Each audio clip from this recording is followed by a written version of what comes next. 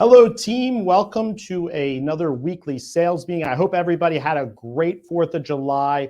We're very, very excited coming into the second half of 2023. Last week, we talked about, big achievements, great milestones, and great success. This week, we're focused 100% on the future, where we're going, what we're doing, and how we're going to get there. So I want to get started with a very, very special congratulations to Corey Meredith for two congratulations here. Number one, being promoted to Vice President of Marketing. And number two, later on today, she's going to be recognized by Housing Wire as one of the 2023 top marketing leaders in the entire housing industry.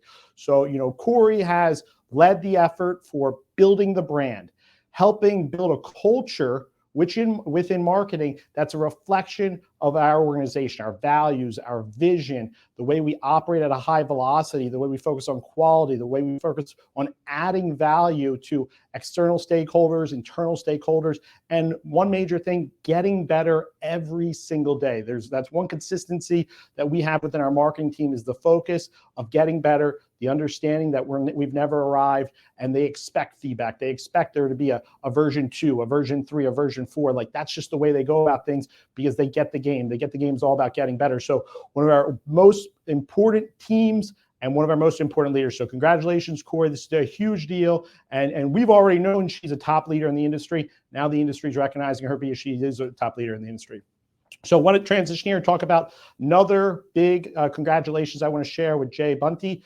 Jay, he's been in the mortgage industry. Last month was his 3rd full year in the mortgage industry. Okay, so just put that in perspective. Closed 14 loans, over $7 million in purchase volume, has had his best lock weeks and his best origination weeks back to back to back. I mean, he's really dominating. And what I really want to focus on when I talk about Jay is, a lot of times you talk to people, and this is the mindset we're going to kill completely going forward, is the loser mindset, talking about inflation, talking about inventory, talking about all these different things.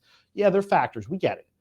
But at the end of the day, Jay's focused on winning. He does what he needs to do to win. He does not spend his day talking about anything other than attracting new clients, doing what he needs to do to be successful, serving his business, serving his relationships, and of course, being a great leader, but a great leader in his family, great leader here at UMortgage, great leader in his community, doing the things we put out there and say, hey, this is the way you get in front of more people, create strong communities by doing this presentation. And he's done it, and he continues to get it done. So, I want to put Jay out there because he is an inspiration for everybody in the mortgage industry. 3 years in, and having his best purchase month ever, doing 14 units in a competitive market, challenging market conditions. By the way, this is only going to be a fraction where he's at in 6 months, 12 months. He's getting better every single day. So Jay, congratulations. We appreciate you. We appreciate you, of course, as a producer, but most importantly, as a leader, as somebody that leads by example every single day. And that also goes for how he builds relationships within the organization. I constantly have people reaching out to me saying, man, working with Jay, he's always giving good feedback. He's a great partner. And that's what we want to hear. It's all about team. Team is everything. So Jay, thank you. Congratulations. Keep dominating, keep getting better, and keep leading by example. I want to talk about change. So obviously a lot of change here over the last couple of weeks, a lot more coming. So, we talk about change. We talk, obviously Project 1.62, everybody's interacting with that. We talked about the Level Up sales coaching, which is coming up here in the next couple of weeks. A lot of change, but, here's what I want to focus on for us today, because the resistance and the way that people approach change is really, really interesting. No matter how much you forecast it, no matter how much you talk about it, no matter how much you tell people it's going to be challenging, there's still always that closed-mindedness to it. Like, hey, this change isn't going to last. Like, I'm not going to do this. Like, they're going to give up on it. Those things are not real. So, when I think about people and organizations that didn't like change, Blockbuster Video didn't like change. Sears did not like change, okay? They didn't adapt, okay? That's not the playbook we're going to run. And by the way, in the mortgage industry, there's, within the last 2 years, Home Point Financial was number 2 wholesale lender, number 10 lender in the country. Obviously they didn't like change. They're no longer around. Okay, so we got to think about those things. If you're in the mindset of comfort, or hey, the market's going to get better, why do we have to change it? It's just based on market conditions. We go back to the way we were, when things get easier. That's not the mindset. That's not what we're doing here. Okay. we're focused on the long term, okay?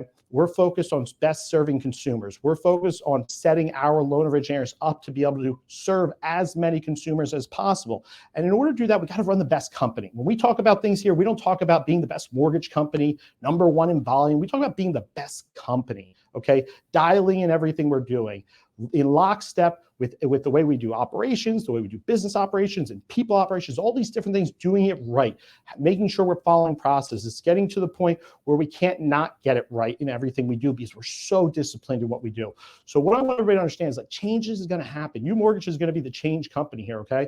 I am one of those people where I'm all about change. I am all about effective change, improvement, incremental improvement, getting better every single day.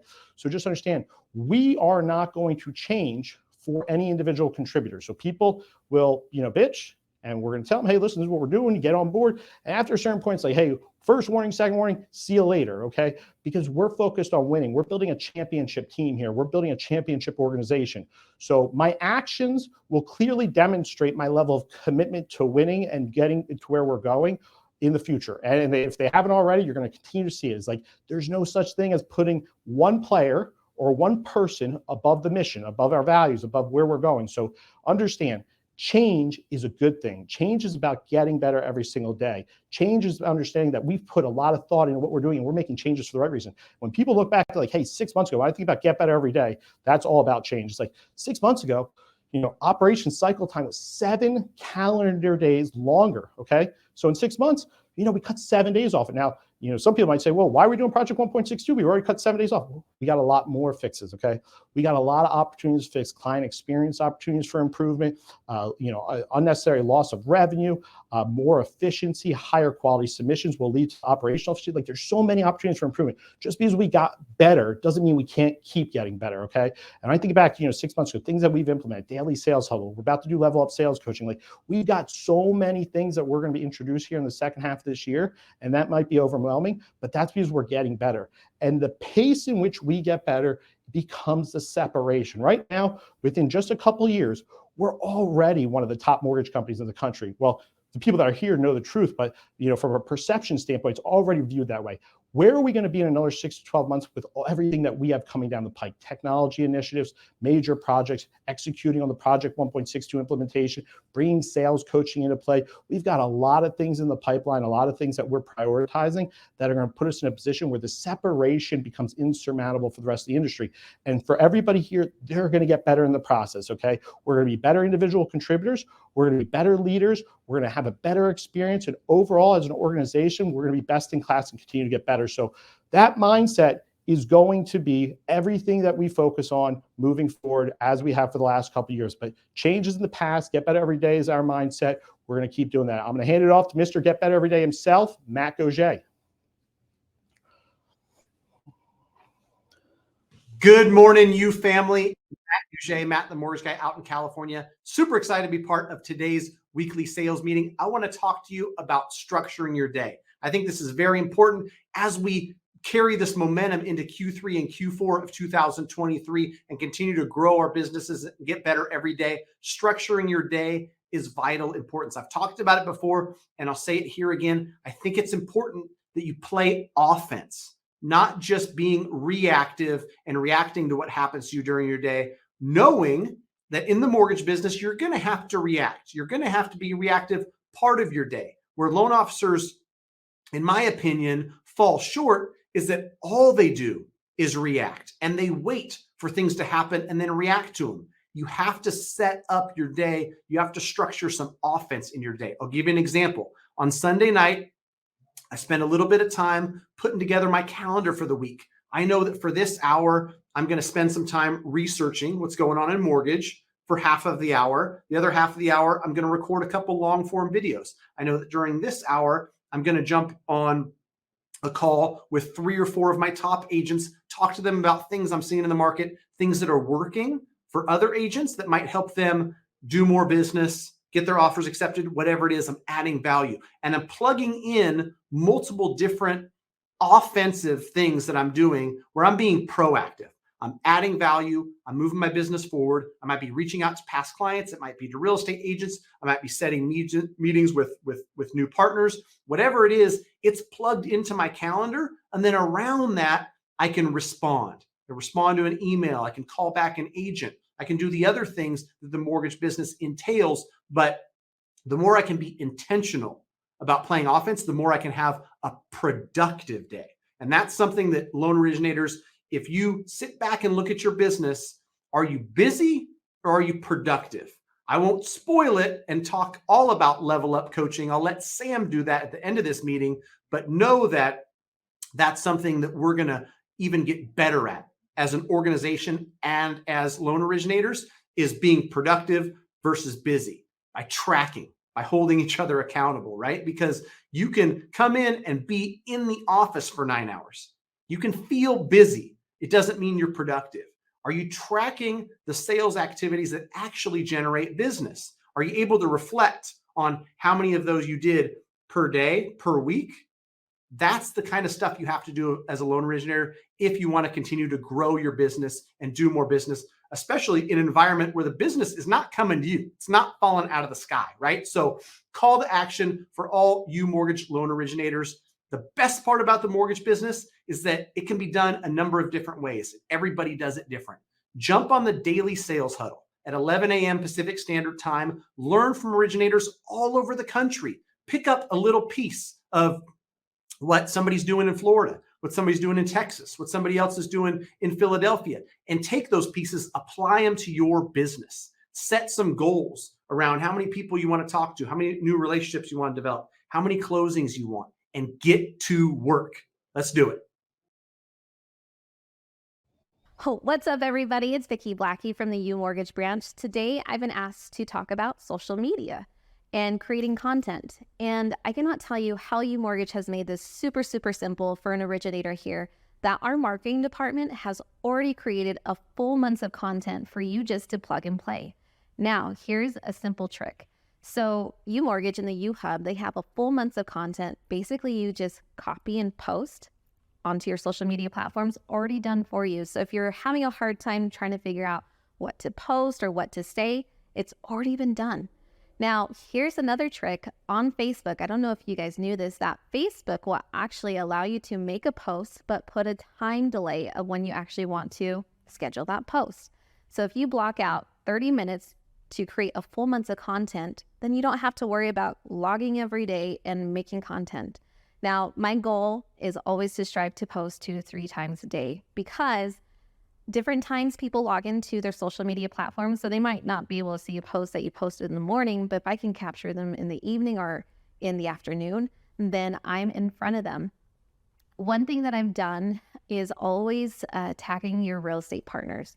I found by gaining new referrals or referral partners, if they see that I'm already working with somebody that they trust, that trust instantly is inherited with a new referral partner. So celebrate your victories, celebrate your wins, provide a story of how you dominated this transaction, because people do read this and also, instantly have, having them trust you to be a partner for them. So if you have questions about social media or creating content, let me know. I would love to help you. Thanks.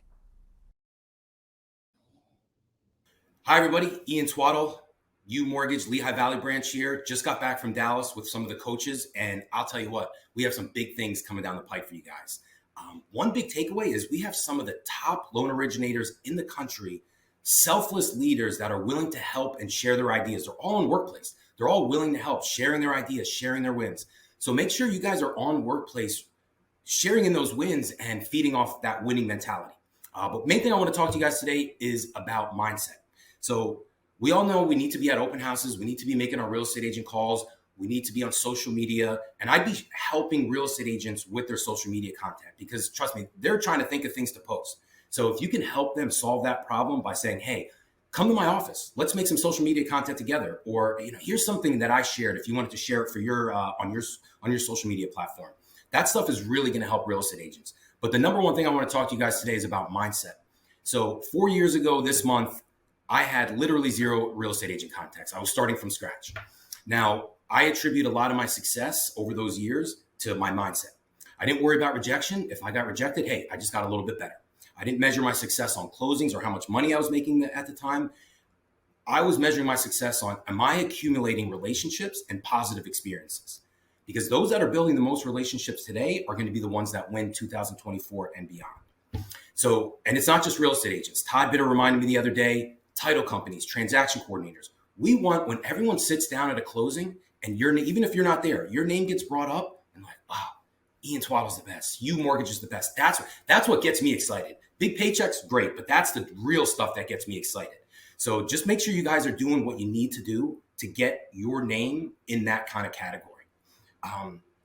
And just so you know, I never chase the closings. I never chase the closings. I'm always chasing raving fans, because a satisfied customer, satisfied real estate agent, title company, they might refer you business, but a raving fan will go out of their way to refer you business. And that's what we want. We want those raving fans. If you guys haven't read the book, AC, recommends that one highly. I'd make sure you get that book and read it. It's a really good book, Raving Fans.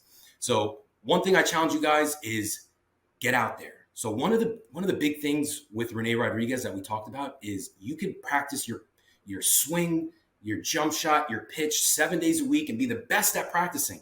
But if you never get in the game, what does it matter? I'd rather have bad form and get in the game. At least I can try to win. So just make sure you guys aren't just spending all your time practicing. Get in the game. You'd be surprised what happens over time if you just get in the game. Hey everyone, I hope you had a fantastic 4th of July weekend. Sam Abazari here. I'm the Director of Coaching here at UMortgage. This past week, myself and 20 of our top originators went to Dallas to have a 2.5-day event with Rene Rodriguez.